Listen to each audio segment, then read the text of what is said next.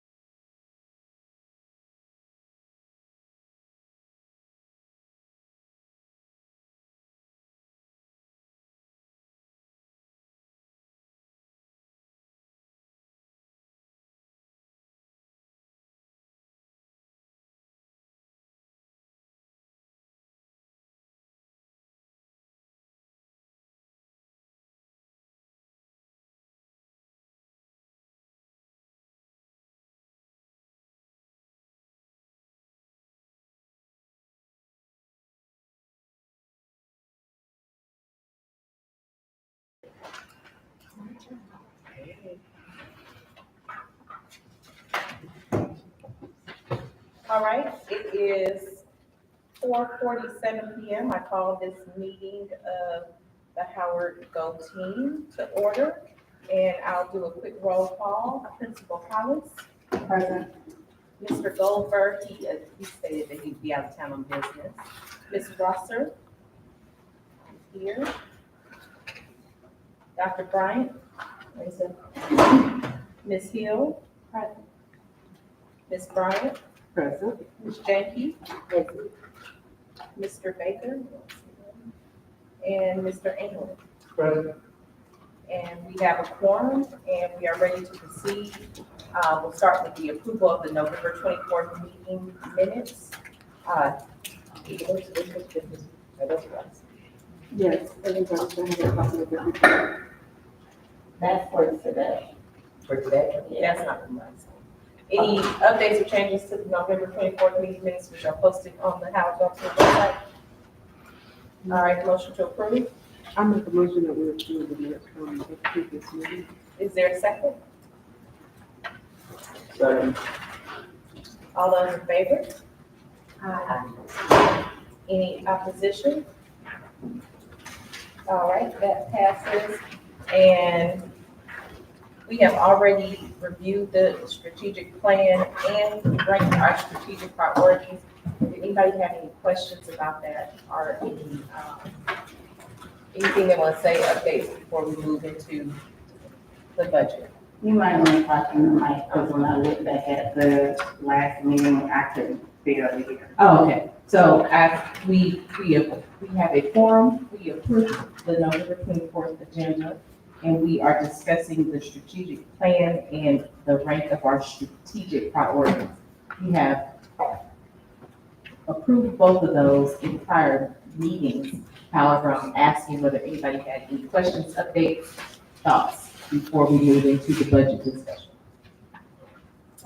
All right, I think we're good. okay, hearing none, we'll move right into our discussion items. And we'll start with the review of the budget development process.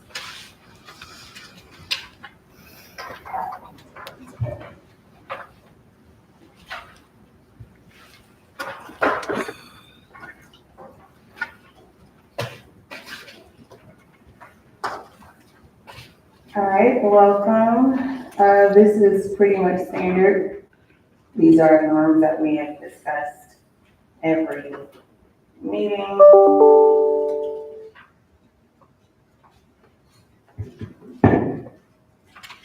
And right now, we are in the budget, development process. This is a 3 meeting, or we agreed to have 3 meetings as it relates to the budget development process.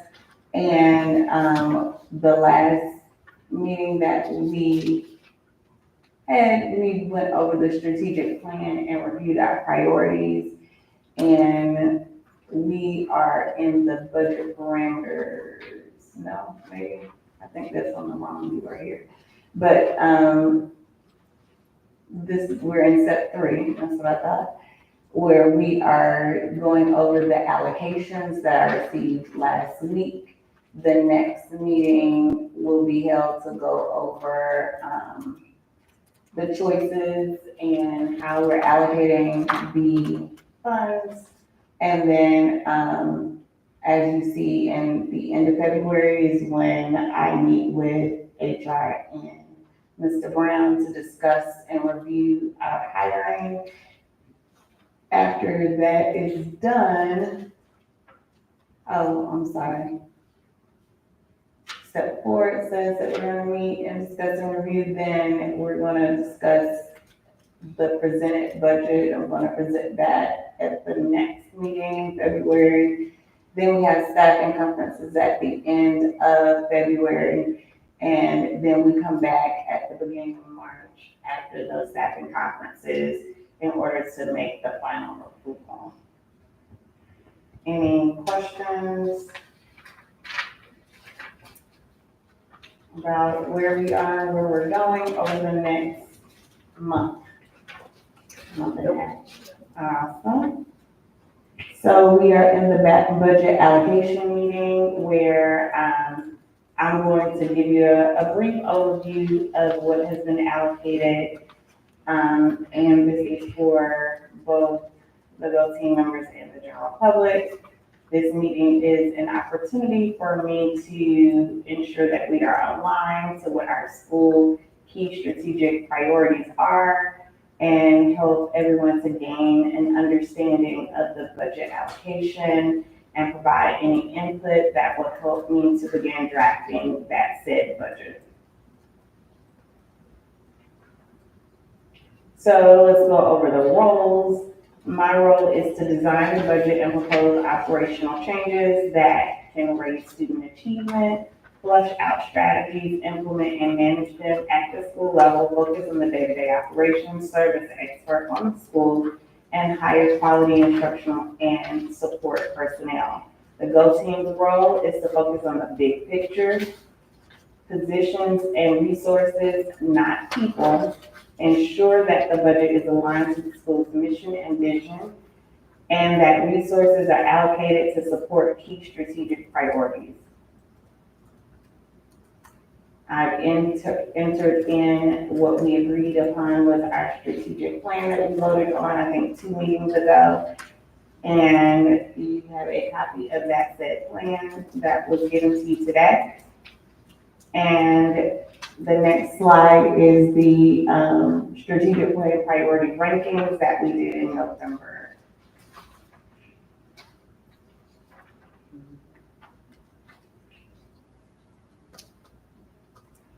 All right.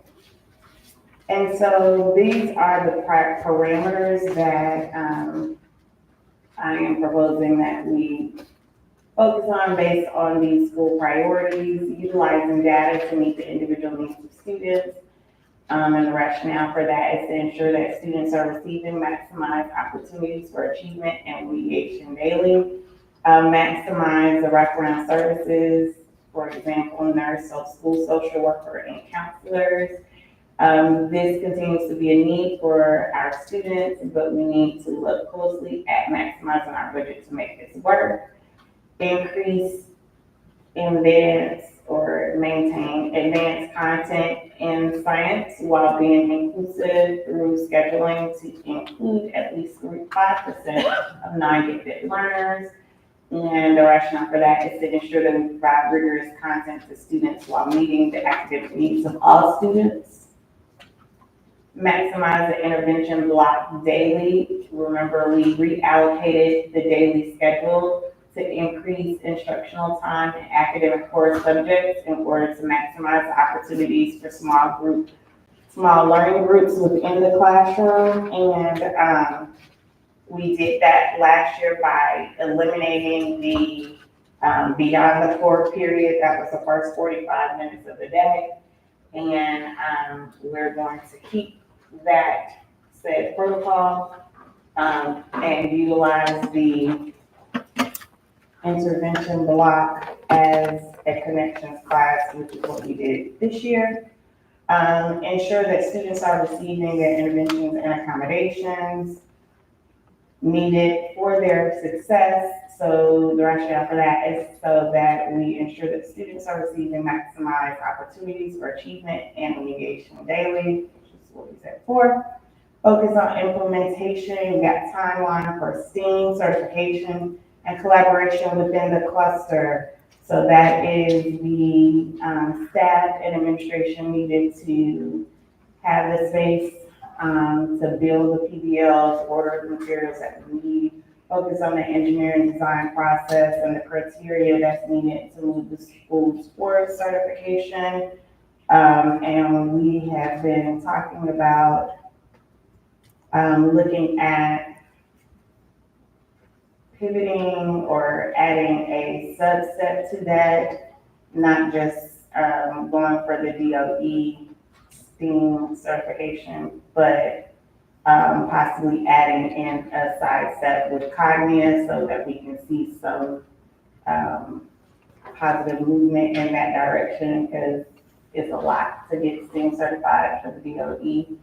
But once we see that we have done something, then we can get all full buy-in and get the rest of the way. It's like 17 domains when we're talking about the state certification process. Dedicate time to SEL curriculum, PBIS implementation and celebrations for students and staff. And that is, the rationale for that is to retain the teachers that we have and to build a culture that creates moments where students and staff are seen. And between the implementation of PBIS, more activities that we've done, and a partnership with PTO, I think that we are moving in that direction, and teachers can probably, and students alike can probably give some voice to that. I'm going to pause, but that's technically the end of the, what is it called? What we doing? Going over the parameters. Do you have any questions around that before we dive into the meat of why we're here? No, it's good. Awesome. I have a question about the Okay. STEAM stuff. I have a question about the STEAM. Did you say we are going for the DOE certification for STEAM or another methodology?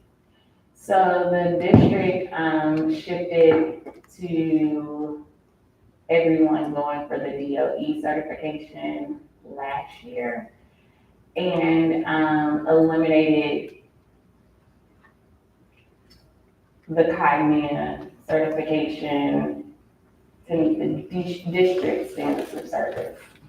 And what I'm saying is that Cognia sets us up to at least present to a board where we are giving our engineering design process, presenting our ideologies that we have as a school, to get certified, which does not have as many domains as the DOE does. So it helps us to move towards something and us to feel like, yes, we've accomplished the goal and to keep moving towards what the district requires as its standard of service.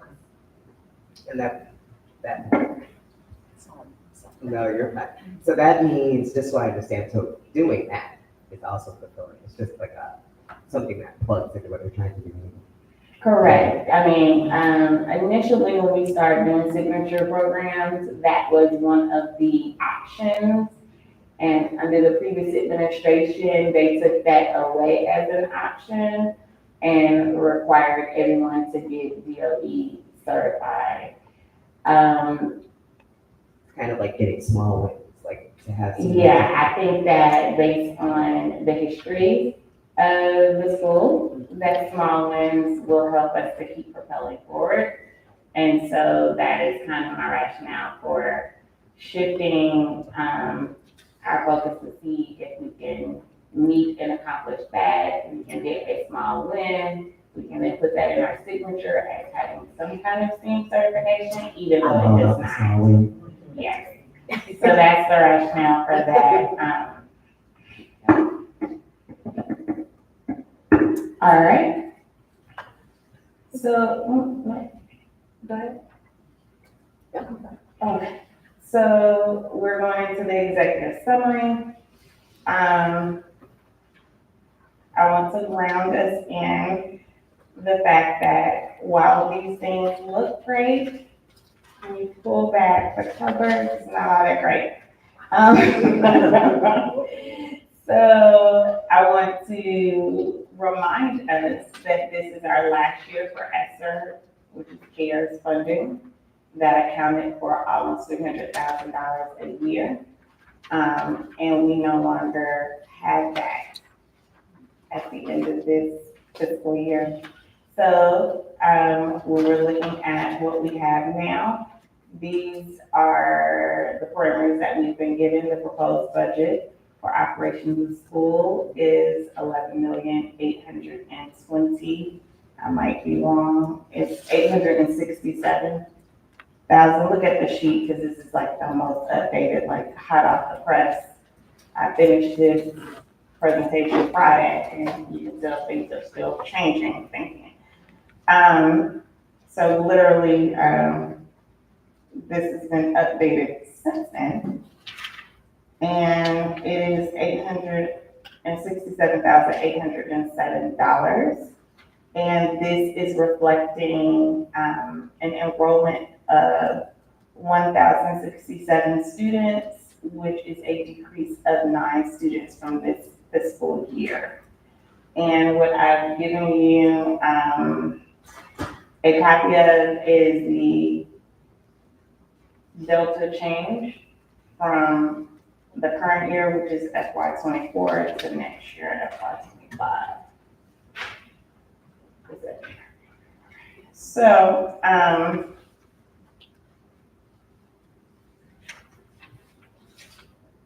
as you can see, and this is the same thing you see up here, there have been some changes in our base per pupil. We decreased by 9, which drops which looks like it increases our allocation by 103,000 because the base weight, how much you get per student, has increased.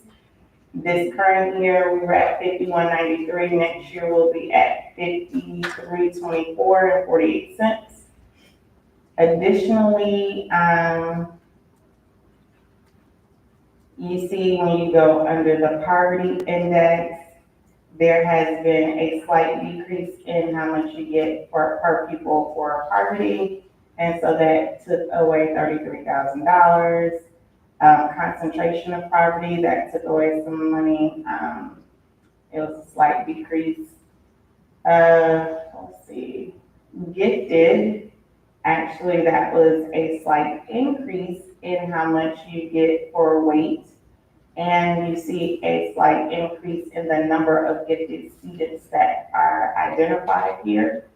If you look at our change, it goes from 404 to 410.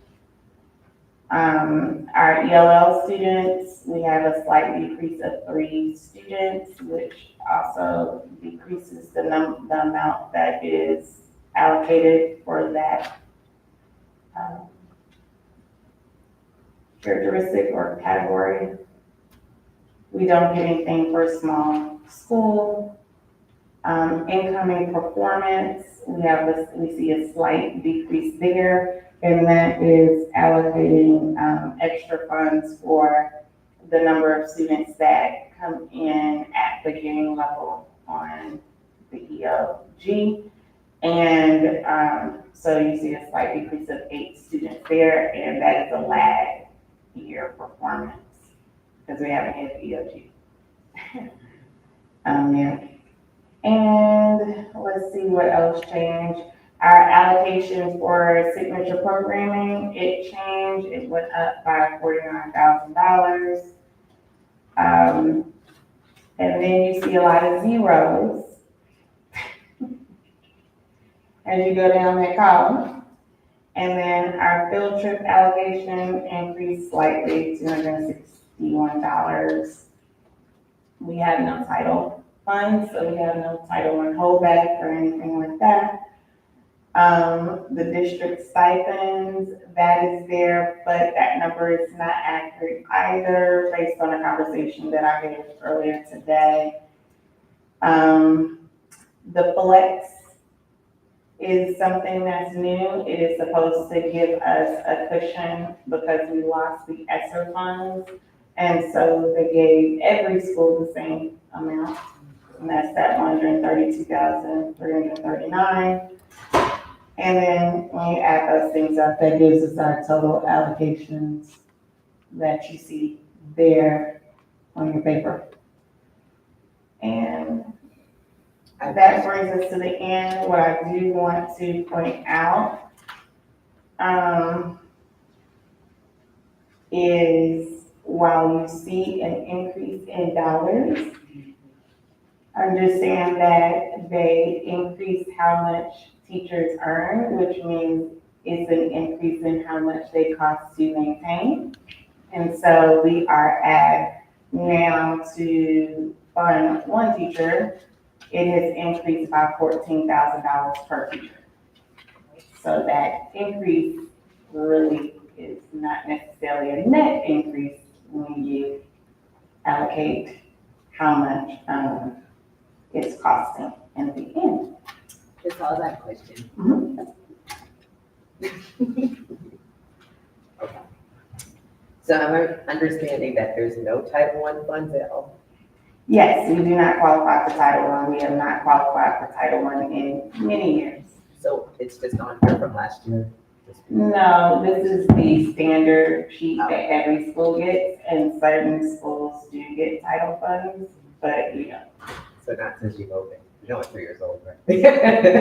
I am not sure for how long that we haven't received title funds. I would assume that decreased around the same time that Grady at that time or Midtown High School stopped receiving, which was around 2018, 2019, and it's probably about the same.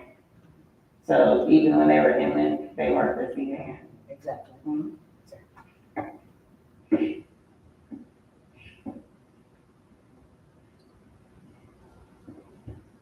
So our next meeting is when we talk about how we're going to allocate these funds to meet the needs, even though we have pretty much determined those things with the parameters that you saw in the budget presentation. Do you have any additional questions?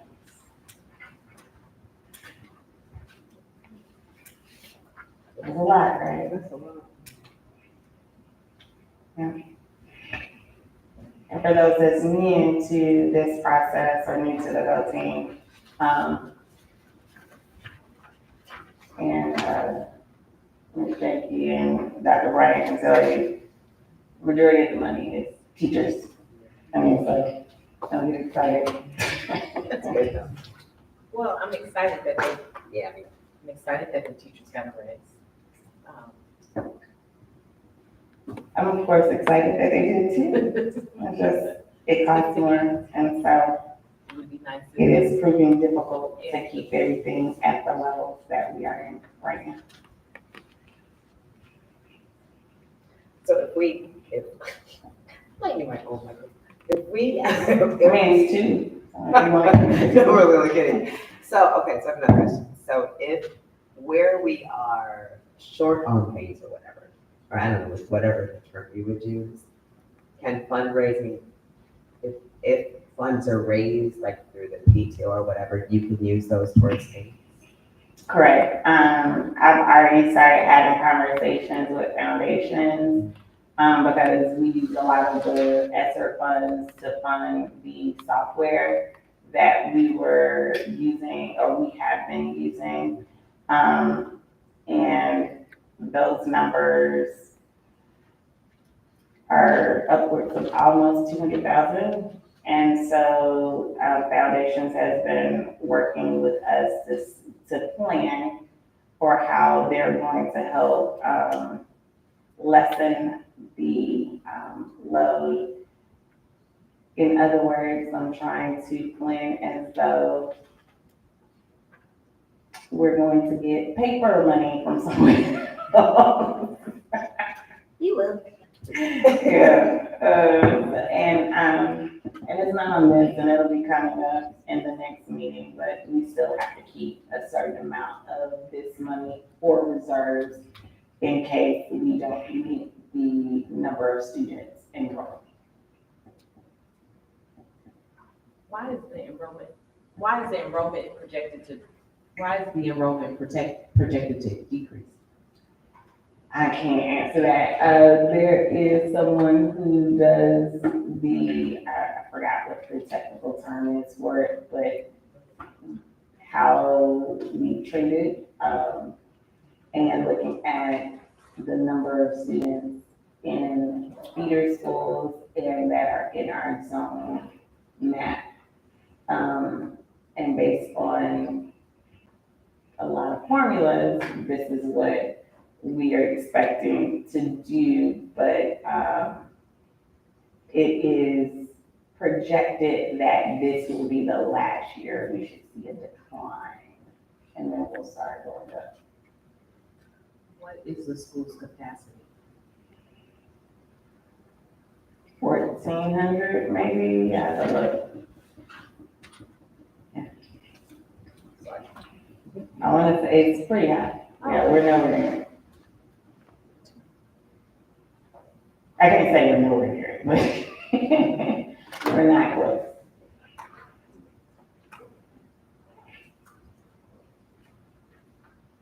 Any additional questions? Awesome.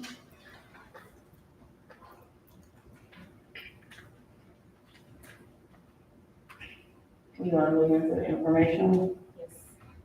Yes, we'll move into the information. I can see you have a separate principal's report. Yes. I just wanted to bring voice to the fact that CCRTI data was released in November, and the state has done this differently this year, and in future years, we're no longer going to get a summative score of 1 score for every category. We're going to keep the categories parsed out the way that you see them here. And so these are the scores that we got for content mastery, 86.7, which is a decrease from the prior year, which was at 91.9. Progress, this is the first year that we've done progress post-COVID, because we used last year's data as the baseline year. When I'm saying last year, I mean 22-23 school year was the baseline year in order to track progress. And so our progress was 85.8, and that's why you'll see a differential there. And that would also mean if we couldn't track progress, we couldn't track if any gaps were closed. And so this year was our first year being able to earn a score for closing the gaps post-COVID, and that score was a 37.5. And then our readiness score, which includes how many students are reading at or above grade level, our attendance, and our connections as the beyond the core, it was an 87.5, which is a very slight decrease from an 88. What is CCRPI? College and Career Readiness Performance Index. And is it 37.5? What does that mean? Is that out of 100 or is that? It is out of 100. So, I can answer that question now, or I can go through these slides. Okay, so the content mastery, we had a slight decline in English language arts, mathematics, as you can see, it was essentially across the board, except for in high school physical science. And we increased in it was a decrease in 8th grade. So the purple is 2 years ago, the black is last year. So the 22-23 school year was exceptionally well in comparison. So when you're saying the closing the gaps, this is where this comes from. The state expects you to decrease the percentage differential by 3%. That's the target, to decrease the gap by 3% of the gap every year. And if you don't, then you get what you see here, which are these red flags that you see across every content area. And then if you meet the target that's set by the state, then you get the green flags. And in some areas, normally with English language learners and students with disabilities, you can get a green star, which means they've gone above and beyond that target expected rate. But that 37.5, if you add all these flags up and get a weighted average to a green flag, gives you 1, the yellow gives you 0.5, the green star gives you 1.5, and of course red gives you nothing. And that's how you get that 37.5. And as you can see here, all the red gives us that 37.5.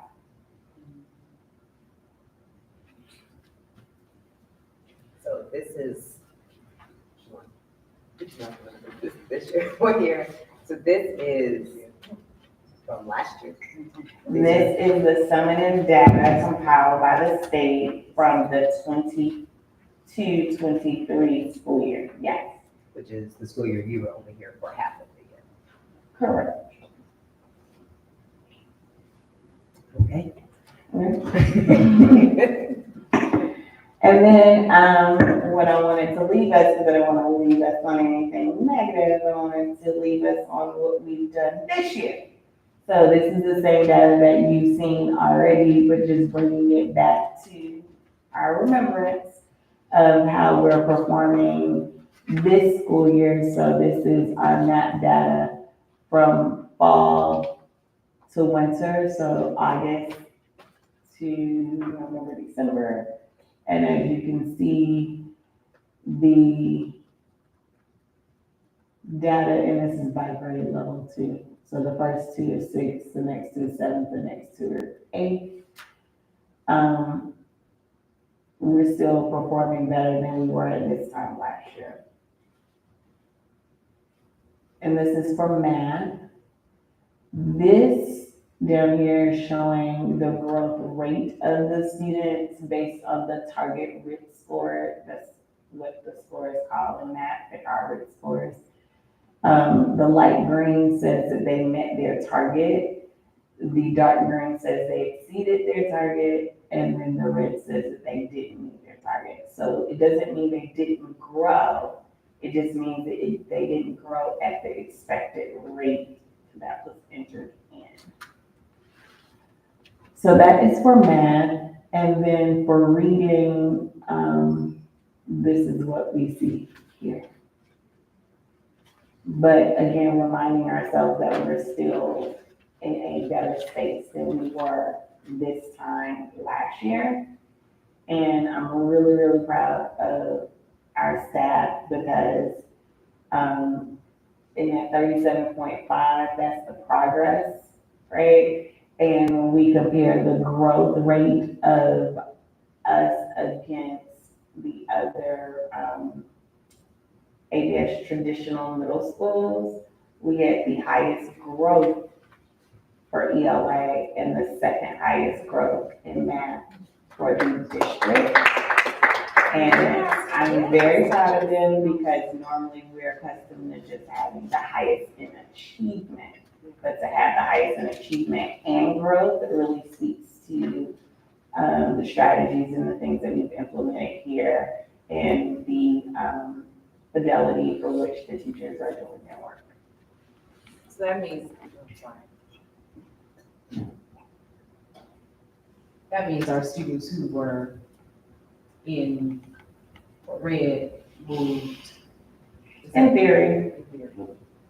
But maybe not, Can't maybe say they that just overall. maybe they just got better. Because it could be the people that were in green moved up, but it just means that there was movement overall when you bring all the data together. So I don't want to give the false impression that means all those red flags will be flipped, it may not. Because I will be out here talking about, they can run all these things from these reds. Yeah, no, we can't say that. That's individual.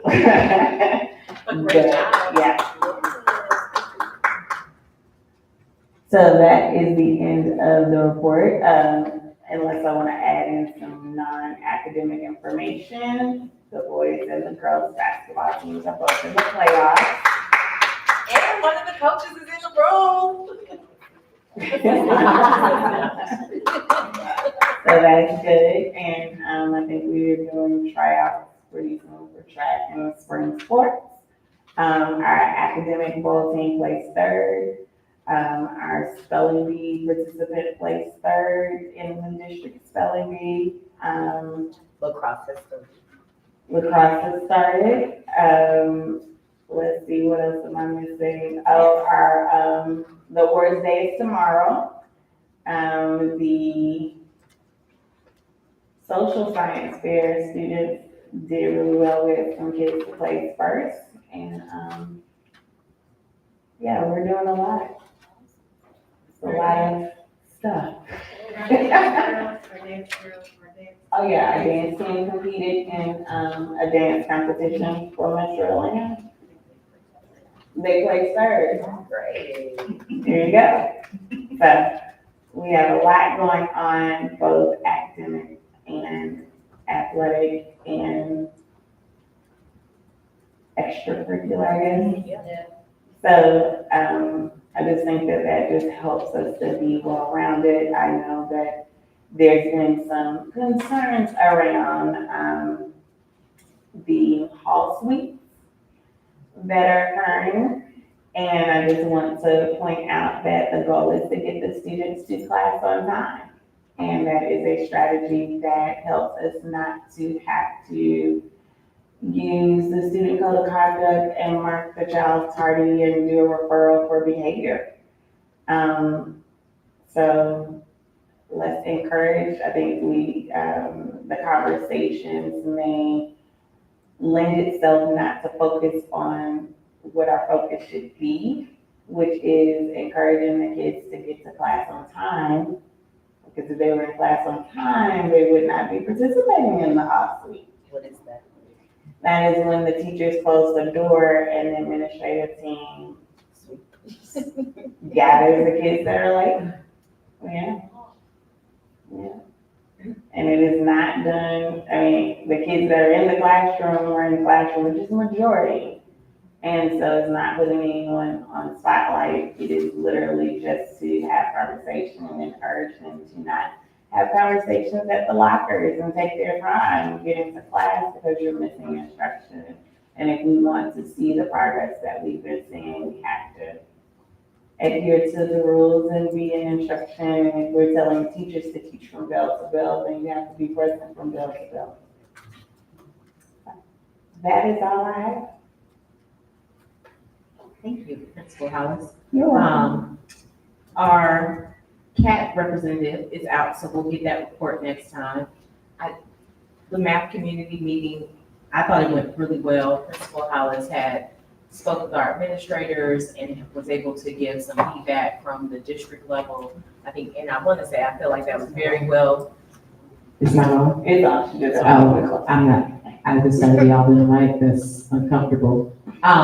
But it was well received, and I think, parents left feeling like they had more information and felt more confident about the process going forward. So thank you for everybody, the teachers for changing the instructional, time in class and making all those accommodations for our kids. We appreciate it. And that's all I have. Next, I have announcements. I know we have another CAT meeting next week where we're supposed to be hearing from the STEAM, let's say coordinator for the district, STEM coordinator for the district. It might not be a coordinator. I might be making that into that title up. Anyway, it's the district representative, the representative from the district to help guide the cluster in the conversations that we were just having about STEAM and STEM. So that is what our next CAT meeting is about. And trying to be more intentional in how we are communicating cluster-wide events, participation from like elementary to come to middle school things so they can see what it looks like when they get to middle school and get them excited about cluster versus just what's happening in their space. Any announcements?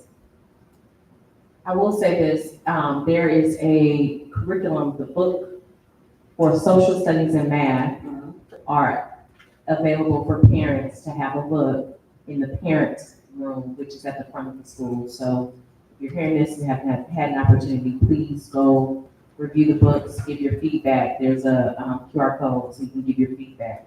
It is important.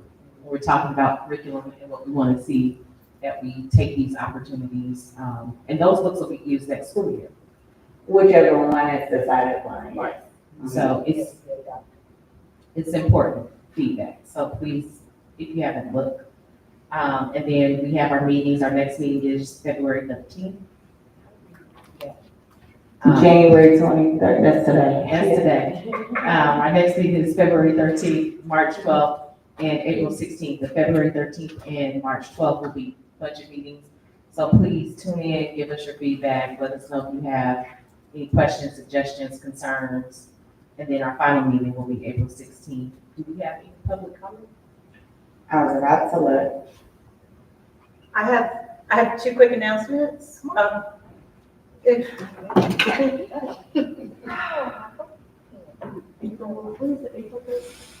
April 16th.